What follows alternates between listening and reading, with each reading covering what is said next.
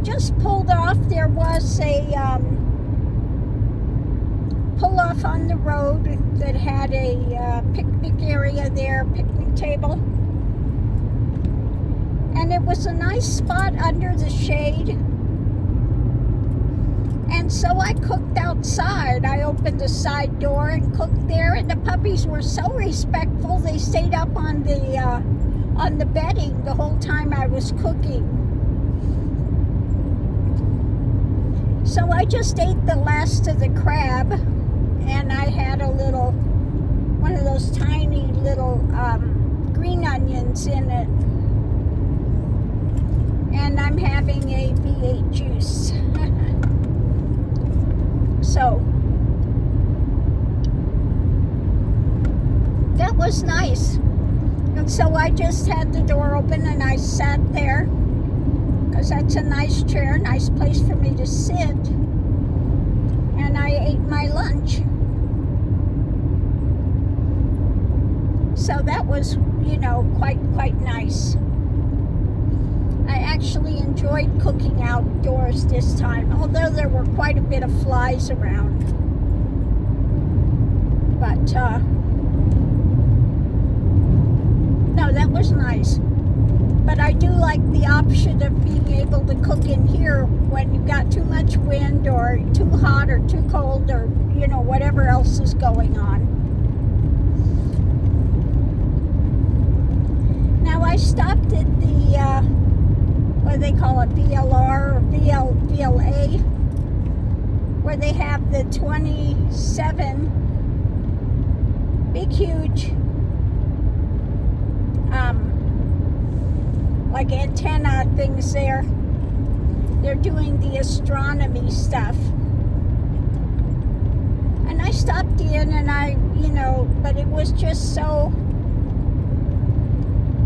boring, the lecture.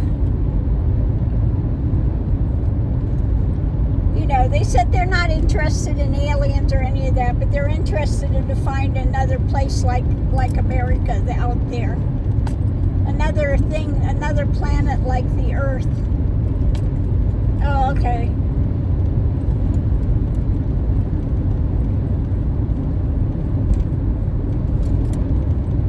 So that was enough for me. Since they were done with their long-winded talk.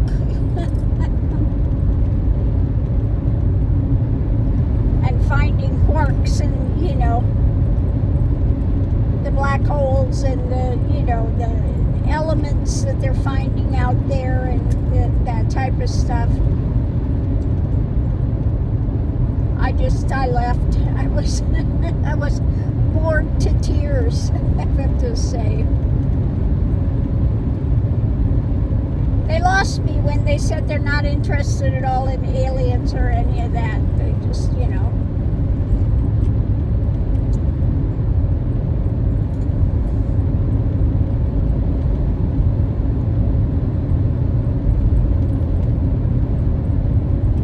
So that was kind of a bust.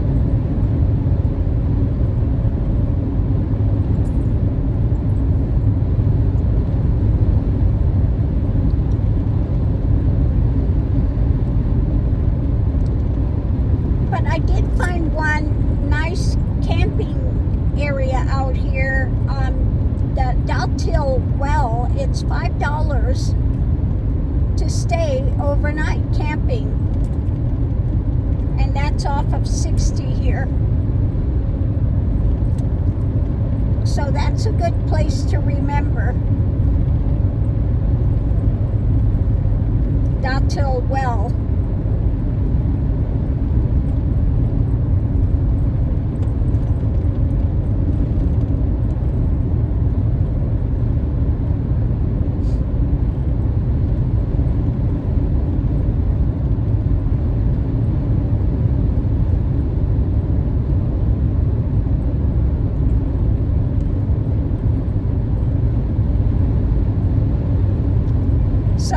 Things are uploading so slowly. The readings that I did this morning, like what was it, 5 or 6 in the morning, it's still uploading, still trying to get those things uploaded. And then I have a couple more of the videos, this one and another one, of, you know, just being out on the road and the things going on.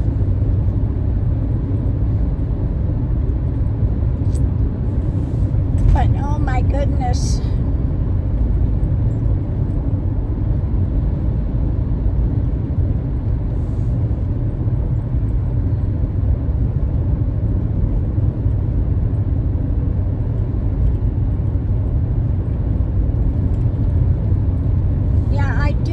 Up in the trees, the forest, but there's no signal.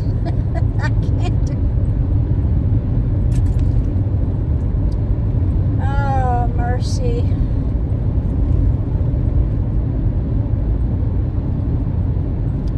And you know, I really would love to have a tiny house, but every tiny house thing you see, it's in some, like a mobile home park that they've made for tiny houses. And you got to pay a space rent. It's like being in a mobile home park. Well, I don't want that, and I don't want an HOA type of a thing. You know, I'd just like to have a little bitty piece of land. I'm not looking for big acreage or anything like that. I'd like to have just a little piece of land out in nature with a tiny house. That's it. That's it. But you know, that's like as rare as hen's teeth trying to find something like that. I'm just not finding it. That's the problem. You know, before I came out here, when I left Florida, I really wanted to get a tiny house, and I could not find a place where you could have one.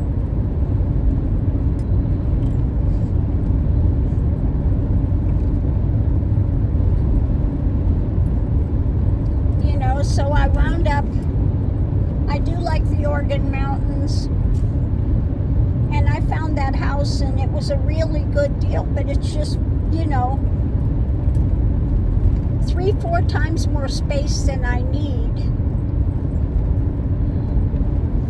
And I'm at the point in my life where I want to get rid of all this stuff, rather than collecting more stuff and just having piles of stuff.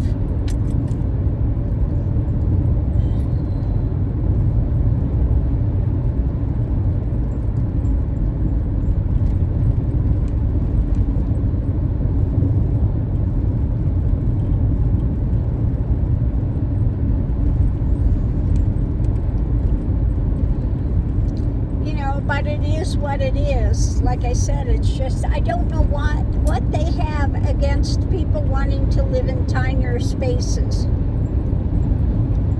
Why every place you find a little bit of land or something, oh, you got to have this big place. You got to have X amount of, you know, footage in the house, etc.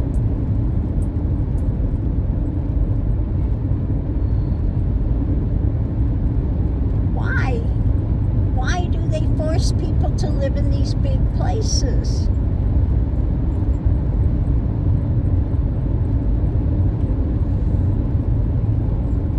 I just don't get it.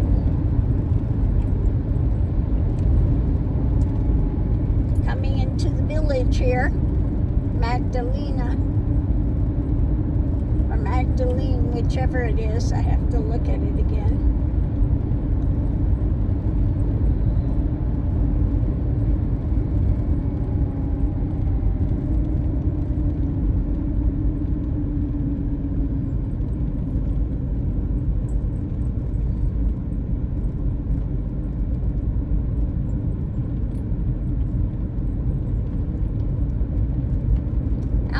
Navajo Reservation.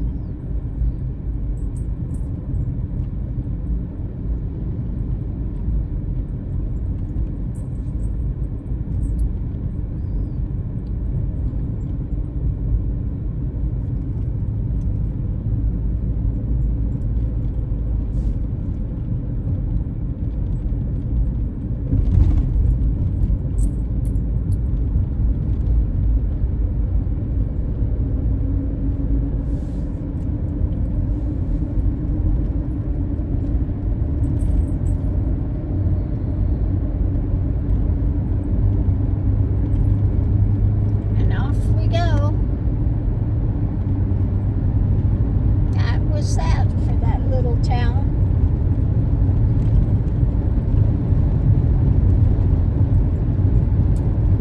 So on that note, I'm going to leave that here. And onwards and upwards we go.